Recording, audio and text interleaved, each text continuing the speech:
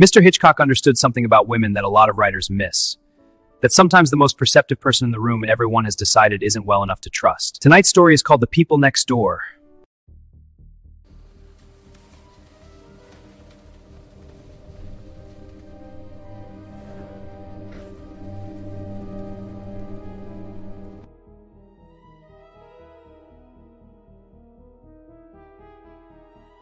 Pauline C. Smith wrote this one for Mr. Hitchcock's collection in 1961.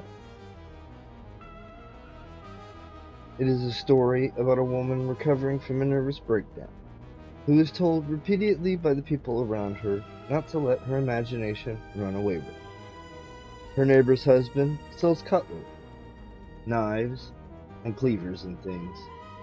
Then he goes away on a convention, and two big, thin dogs arrive. Welcome to episode 20 of Series 2, Terrify.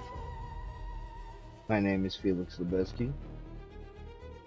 Here is The People Next Door. Well, how are you getting along with your new neighbor? Ed asked. Evelyn looked down at the knitting in her lap. All right, she said. I talked with her a few minutes before dinner while I was out in the yard. They used to live in California, she said. Seemed like a nice, ordinary woman. Evelyn held up her wool, inspected it. You did? You like her all right, don't you? I guess so. It gives you some company during the day. Keeps you from thinking about yourself too much, he persisted. I don't see her much. Sometimes I talk to her when she's hanging the wash on the line. Well, it's good for you, he said briskly, a clinical look taking over his face. Evelyn picked up the wool again and clicked the needle. The knitting was a form of prescription. She hangs out her wash as if she was angry at it, she says. She puts the clothespins on the shirts as if she were stabbing them. Evie! His tone was sharp. Well, she does, Evelyn persisted. Maybe it's because there's so many shirts. 14 of them. 2 clean shirts every day. Perhaps her husband has a phobia about clean shirts. Ed rattled his newspaper as he lowered it. Evie, he said, you mustn't imagine things. You mustn't try to find phobias and neuroses in everything anybody does. It isn't healthy. I should think you'd have at least been analyzed all this last year since your breakdown. Evie thought of the washing erupting convulsively on the line as the woman next door hung up each garment with controlled violence. Maybe she's tired of washing and ironing so many shirts every week, he said. Maybe she's sick to death of it. Maybe that's why she seems to be stabbing the shirts with the clothespins. Evie, you're almost well now. Ed was speaking with forced calm. You can't afford to let your imagination run away with every simple little thing. It isn't healthy. You'll have a relapse. I'm sorry, Ed. He picked up the wool again. I won't imagine things. That's a good girl. He relaxed. Did she tell you what her husband does? He's a salesman, Evelyn said, needles clicking.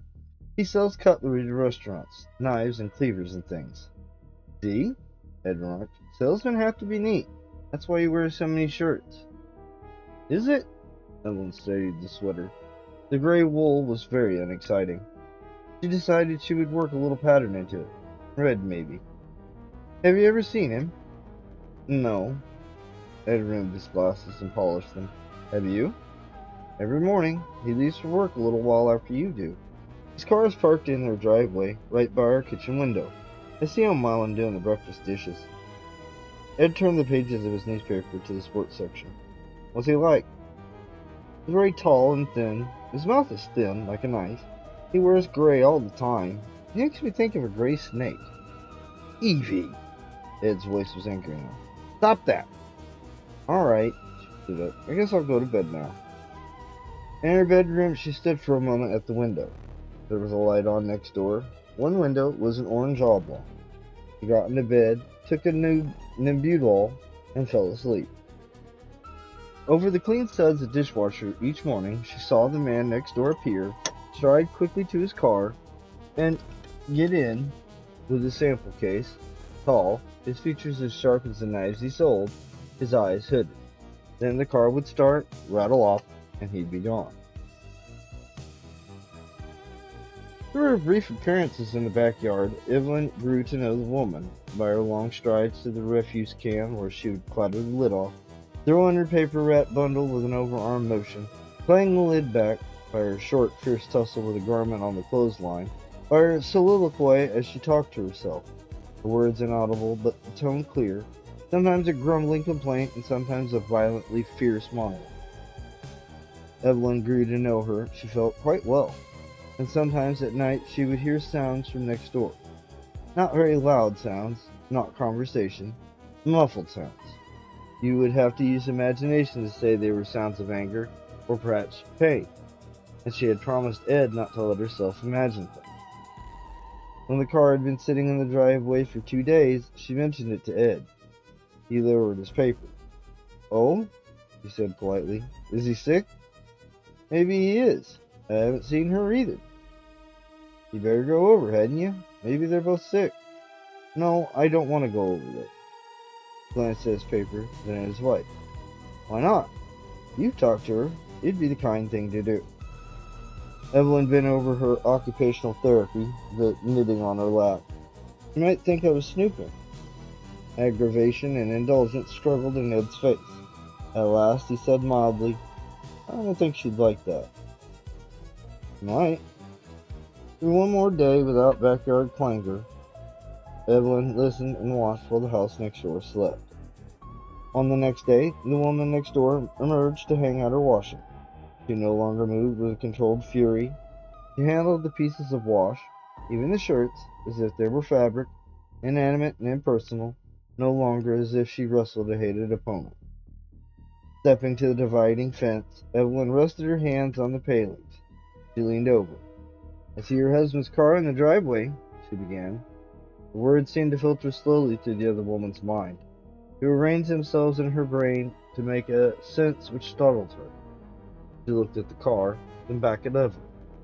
"He took a trip." Her expression was suddenly veiled and withdrawn. She wet her lips with the tip of her tongue. "He's gone off to a convention. It was too far to drive. He took the train and left the car for me." "Oh, that's it," Evie said politely. "We were afraid he was sick." "No, he's not sick. He's not sick at all." Abruptly, the woman backed away, spare-lipped mouth moving as if to utter further words of explanation that would reduce the unusual to the commonplace. Then she turned, stepped through the back door, and locked it behind her. "The man next door is out of town," Evelyn told Ed that evening. He smiled. "So you went over after all?" "No." "Oh, you talked to her, though?" "Yes, I talked to her." Evelyn bent over the knitting. "She took the car and went away this afternoon." Rustling the paper, Ed settled to read. "She wasn't gone long. Then she came back. She had 2 big dogs in the car with her." He lowered the paper. "She did?" "2 big, thin dogs," described Evelyn. "She tied them in the backyard using the clothesline to tie them to the clothes pole. She had a big wash this morning, and after it dried, she went and got the dogs and tied them with the clothesline. Maybe she's scared while her husband's gone. She got him for watchdogs." "Maybe." Now Evelyn felt ready to give up the Nembutal she had used to get her to sleep all these months. Pushing the little bottle of sleeping tablets far back on the bedside table, she lay down.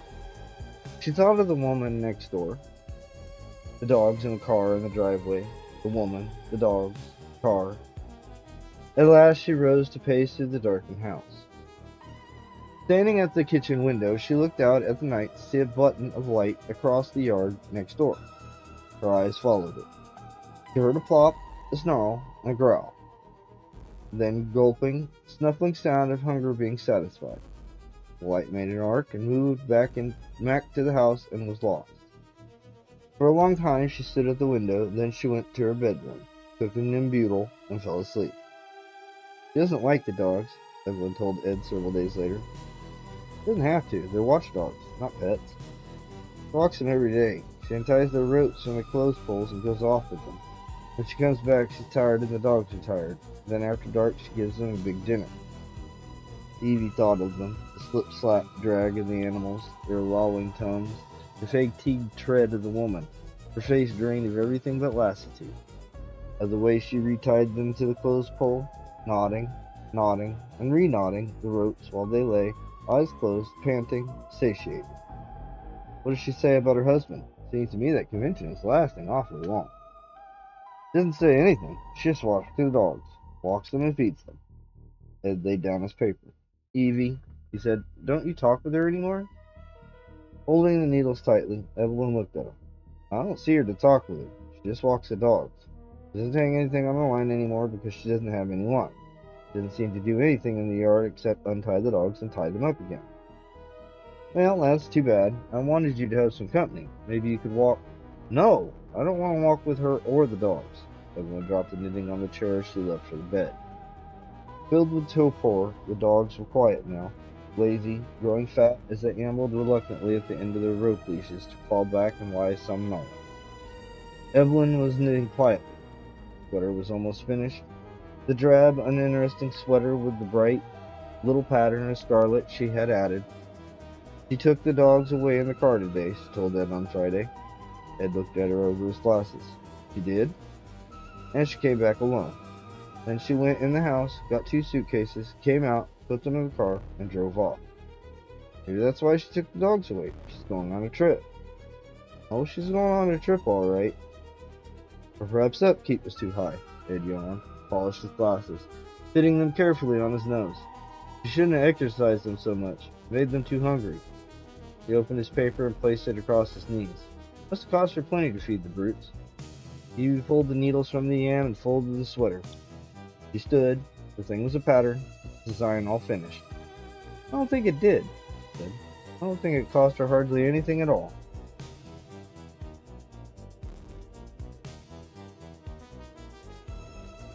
I don't think it cost her hardly anything at all. That's the last line. That's all Pauline C. Smith gives you, because Evelyn already knows, has known for some time, and chosen, very deliberately, to say nothing. Not because she's imagining things, because she understands exactly what happened, and exactly why, and has made her own quiet judgment about it. The husband sold knives and cleavers. The clothesline had another use. The dogs were well fed. Mr. Hitchcock picked this story. Of course he did. And before we leave, a thought from the last episode. A cry from the penthouse. Someone trapped on a high ledge by a powerful man finding a way to turn the tables. If that felt familiar, Stephen King wrote something called The Ledge in 1978. Same premise, different ending, bleaker. Mr. King has always been open about his love of Hitchcock and the pulp anthology tradition. Pauline C. Smith published this collection in 1961. King published Night Shift in 1978. Great premises recur. This is where this one lived first. That's Tales That Terrify. I've been Felix Lebesky.